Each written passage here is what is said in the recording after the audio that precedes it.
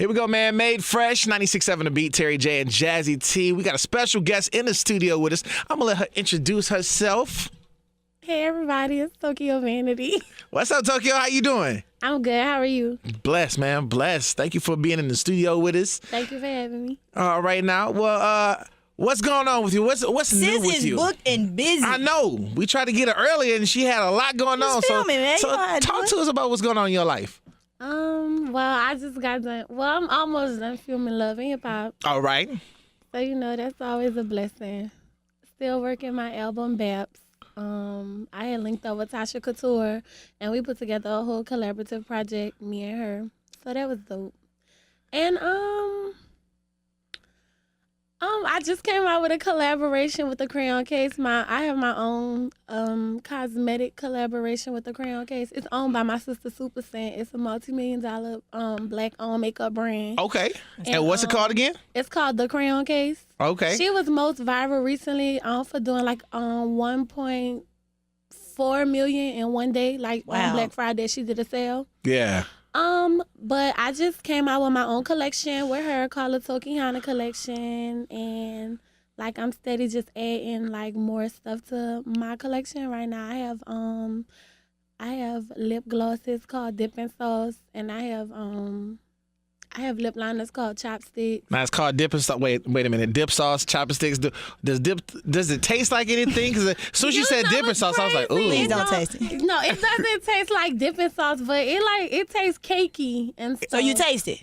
Girl, yes. It tastes cakey. It smells good. It smells cakey. Oh my goodness. All right. So how do you find the time with so much going on to just, take in everything? It's still like a growing process. I just still see myself as like a regular person, but then like when I be doing regular stuff, like I don't know, I be getting in trouble. Like, Because your regular may not be my regular. Yeah. What's your regular? What's your regular? I was about to say, what's your regular? Because our regular might be like Netflix and, watching TV, going to the gym, So what's your regular? My regular is like pulling up in New Orleans, chilling in the middle of Holly Grove, being in the East. Like, that's my regular. So you only came to Atlanta for Love and Hip Hop, or were you here before? No. Okay, so when I first started popping in music, I had actually signed a pub deal with Crowd Control. They're now Love Renaissance. Mm-hmm. And they used to, like, my team has always been predominantly from Atlanta and based in Atlanta. So I've been out here, like, back and forth since 2015. I officially, like, got my first residence here in 2018. Mm-hmm. But I still have a crib in New Orleans, too. I live there and here. Right. I love New Orleans. I love New Orleans. You do? I do. I've had many nights Have in. you ever been, like, with somebody from New Absolutely, Orleans? absolutely. The first time I went, my homegirl was from there. She went to Xavier. First place she took me to was Cajuns. Oh, yes. Legendary. On Claiborne. The one on Claiborne, right? Okay. And then we went to I'm the from Baton Dragons Rouge, Den so. and French Quarter. Sure. And all that. Were you there? So you was definitely, did Katrina affect you or your family? Girl, we lost everything in Katrina. Everything. And my mama, like, for a long time, she used to lie to me and be like, yeah, y'all don't unpack all y'all stuff because we going back home. But she was lying. Like, one night I had school the next day, but I had got out the bed or whatever, and she was, like, in the kitchen, like, just watching the news. And she was, like, having a whole, like, breakdown. And, like, that's, like, when I knew, like, we wasn't going back. But after I graduated high school. So where did you go when you left? We went to Shreveport. Okay. And then after I graduated high school, I went back to New Orleans. I went back to New Orleans when I was 17. And then by 18, like, I was on, like, via social media. And then You was popping, just things, life started happening. Then by 20, I was running. Well, by 21, I was running through the Atlanta streets, and now I'm 24. And you said you from Baton Rouge? Yeah, I'm from Baton Rouge, born and raised, Baton Rouge, Louisiana. Absolutely. That's where my boyfriend from. He from Baton Rouge. Oh, your boyfriend from Baton Rouge? Mm-hmm. So, speaking of boyfriend, because we had to do our research. Okay. Right? We had to do our research. Come on, babe. Let's get New to the real babe. question. So Who you this? got Bae, and we heard that speaking of all these products, we heard you got a lingerie line. Is this true? Yes, I do have a plus-size lingerie line. Now, I got to ask this question because you got a Bae, and I believe that you, correct me if I'm wrong, you practice celibacy, correct? Yes, I never had sex before. Exactly. So you got a lingerie line. But I'm not Does waiting Bae till see you in marriage. lingerie? But I'm not waiting till marriage. That's fine. And that I feel like that's what a lot of people have misconstrued. Okay, so you're not waiting till marriage. What are you waiting on then? For the right man, duh. Girl. Yeah. That, and I do feel like I found the right man, but You just waiting for that You moment? don't need to be in no rush, it's boo. like You don't need to be in a rush. Like more so being like one with myself first. Okay. Like I feel like you need to truly know yourself before like you let somebody else like, get to know Because soul you. ties is real. And then like I'm a firm believer in like spirits, energies and stuff like that. Mm-hmm. And sometimes like me and my boyfriend, like we ain't never had sex before, but sometimes when he have a bad day, like that make me have a bad day. Absolutely. Like you know what I'm saying? So I could imagine like how it would be if like You all the way one connected. Yeah, like you know what I'm saying? It's hard to shake. And with everything that I have going on, everything that I have like to do, like that's kind of You got to protect it. That's kind of like not what I need right now. Like Okay. for somebody energy to be able to rub off. Ooh, and them soul ties is something serious and too, ruin girl. my whole day because if I don't make money, they don't make no money. There you go. I have like a whole team of people who I employ. You got responsibilities. So you know what I'm saying? It's kind of not fair to them. And I mean, yeah, I'm getting a little old, but I ain't that old yet, girl. You better know? stop that. You better stop that. Well, talk to us about the lingerie line. Like, what's it called? And how can people get it? They can't get it yet. So Uh-oh. let's not talk about it. Oh. Say less. Say less. Yeah, they can't get it yet. Speaking of, so not I'll too be long. back when they can, though. Oh, you going to be back with it? Come on back. I'm going to dance right there. Yes. All right, now we do have a poll in the studio, so let's keep it 100. Yes, God. So we talked about doing regular things because I would imagine that being on the show, have you gotten accustomed or got used to people recognizing you and stopping you and maybe wanting to take pictures with you, or maybe something that's happened on social media that people are talking about and they feel the need to want to talk to you about it in the streets? I'm sorry, I'm not the rest of my cast. So, you know, I kind of was going through that before Love and Hip Hop. Mm-hmm. So, You was already popping. Let them know. Let them That's know. real. I That's see real. that. That's real. no shade, no tea, you know what I'm saying? But, you know, that was already what I was doing before Love and Hip Hop because, like, I was pretty... You was popping. Well, You was popping, yeah. So you gotta be hot, so but you it's cool. accustomed to it. Girl, Right. So, what I will say is being on TV has truly been a blessing Mm-hmm. for the most part, just for the simple fact that it's the same amount of people that's not on social media that only watch TV as it is people that are only on social media that don't watch TV. Mm-hmm. So, yeah, it's that same amount of people that only watch TV and they're not on social media. So the average people who would have just known me from like music or known me from like Instagram, Vine, YouTube, stuff like that, like it's now a whole different market of people who know me. Like ever since I've been on TV, at first my demographics used to be like 17 through like 23, 24. Now it's like 25 through like 80. Like, you know what So I'm saying? everybody ain't paying attention. Like, so now Everybody tuned in. I'm in Neiman's, I'm in Saks, and it's like like elderly women of like all different ethnicities that's like, you that girl, and I'm so proud of you, and don't let that boy get your booty. And like, you know, Not that booty though. Like You gotta protect that booty. that's how, you know, so I mean, it's dope. Like, Yeah. TV, it taps you into a whole nother market. I feel like I've received so many blessings and endorsements and stuff that I couldn't have got off Instagram. But it Just from also being on TV. exposes you to the trolls. So how do you handle trolling on social media and just people in general throwing negativity at you? I mean, the internet, period, it just, it Sucks you in, man. to trolls. Absolutely. So, like, it's just something that I don't care about, like, what trolls say, because it's like, regardless, like, if when I leave here, and I always say this, like, regardless of when I leave here today, if y'all be like, oh, I like her so much, she's so funny, she's so sweet, or if y'all be like, oh, she was aggravating, you still talked about me while I wasn't here to defend myself, whether it was negative or positive, and somebody, they always gonna have something to say about you, you know what I'm saying? And I have so much going on, and I'm so blessed that I can't worry about what somebody sitting on the internet having to say about me. Because regardless of if it was negative or positive, you still took your time to bring activity to my page. When I go to get endorsements and deals, you have contributed to my insight. Thank you. You are now a part of the millions of people, the 40 million people plus that I tap into every week. There we go. Thank you. I appreciate it.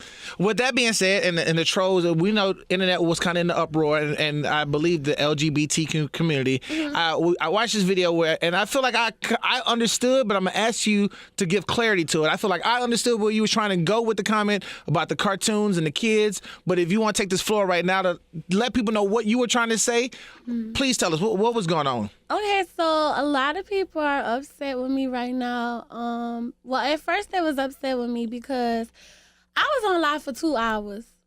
I don't be on Twitter. I only get on Twitter on Mondays and Tuesdays to see what everybody tweeting about me from TV. Ooh, I wish. So with that being said, I was on live for 2 hours, and I tapped into a lot of things, but they took one segment. Like, they took 2 minutes out of my life and they uploaded that, but they didn't upload what I said from the beginning.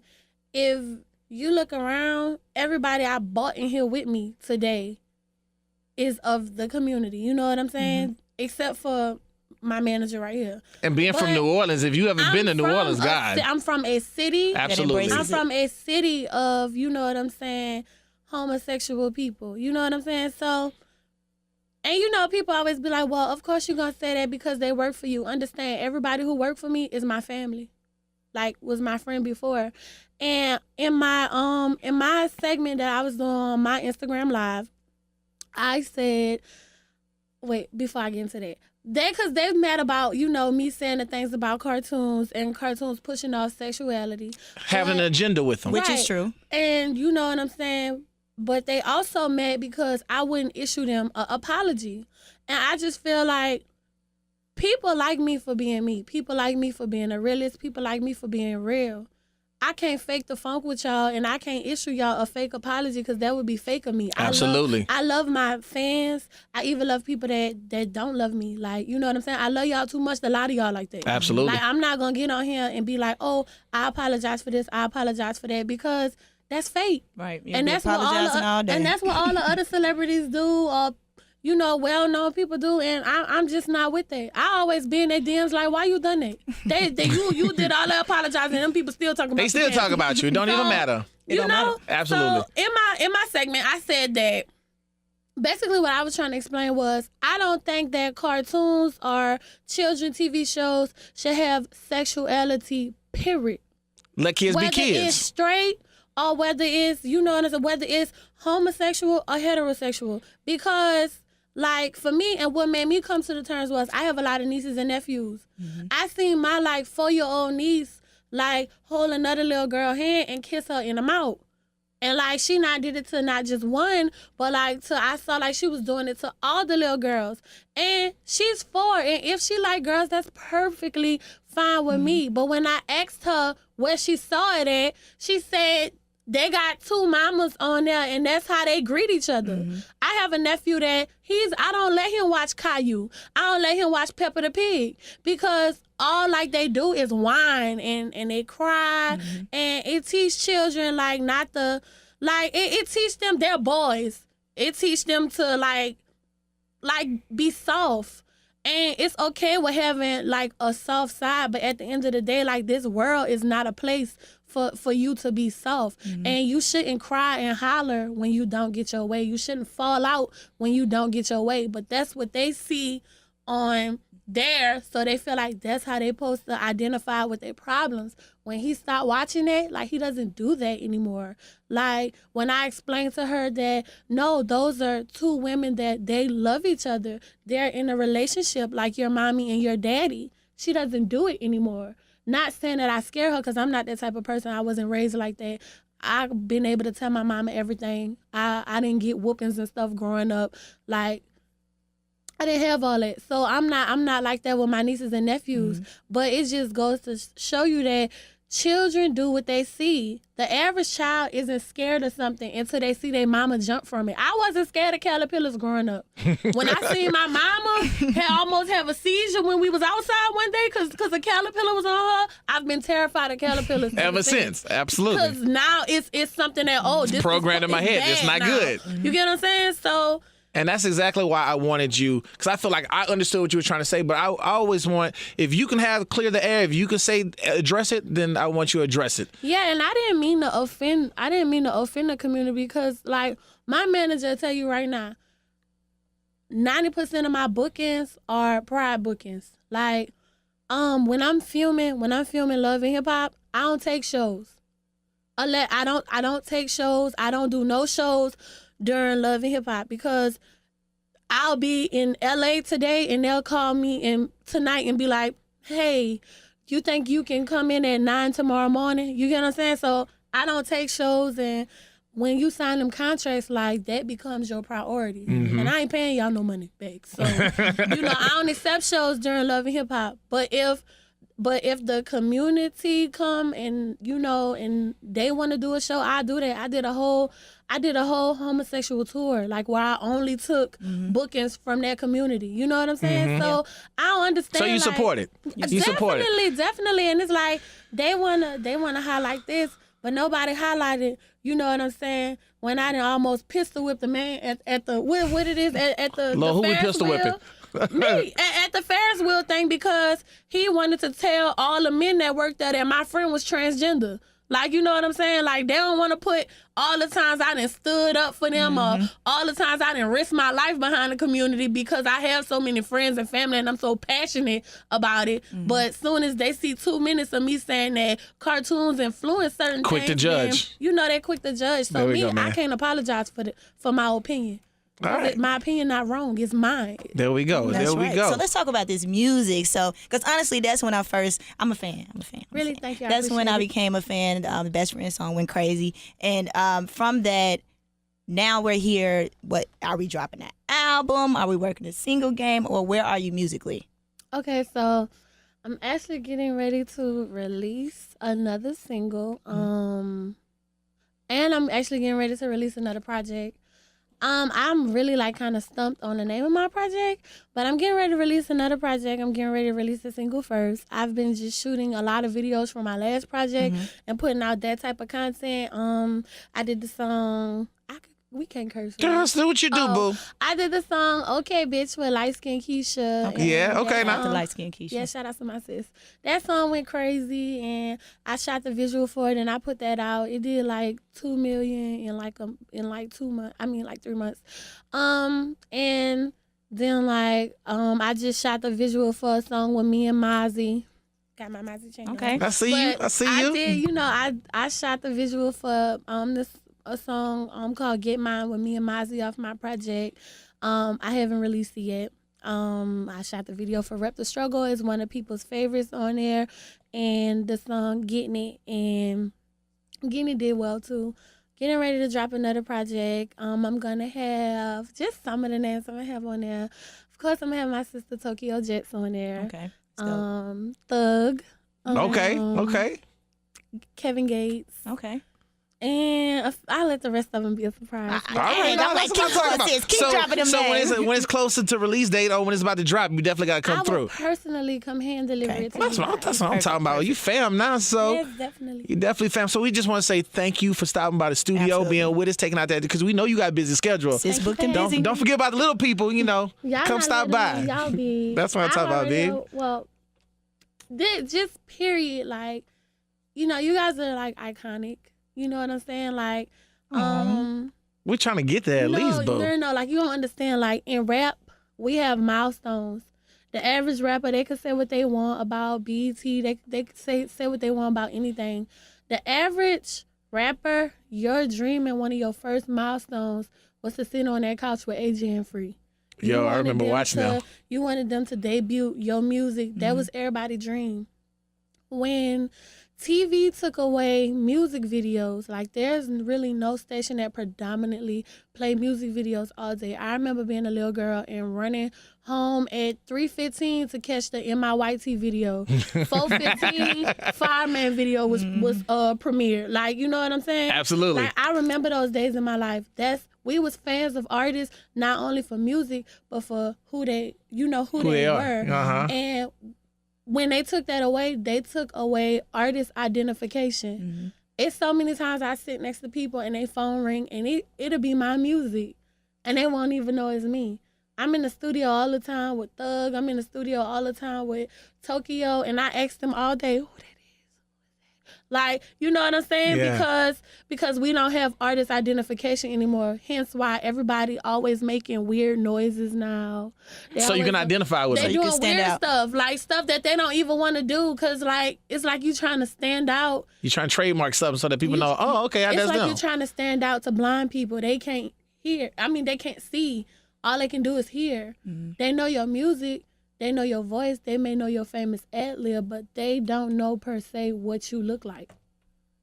So, being here, it's a major milestone in rap now. Just like, go and sit with DJ Holiday or go and sit with the Dirty Boys or go and sit, like it's a milestone. Go and sit with Vlad. That's a milestone. Fader, milestone. Well, we're glad for you to sit with Terry J Jazzy. See, that's right. We're glad to hit that milestone. Thank you for having me. So you always welcome now, so we appreciate it, man. Just thank you for being here with us. Nah, I appreciate it. Thank you for having me.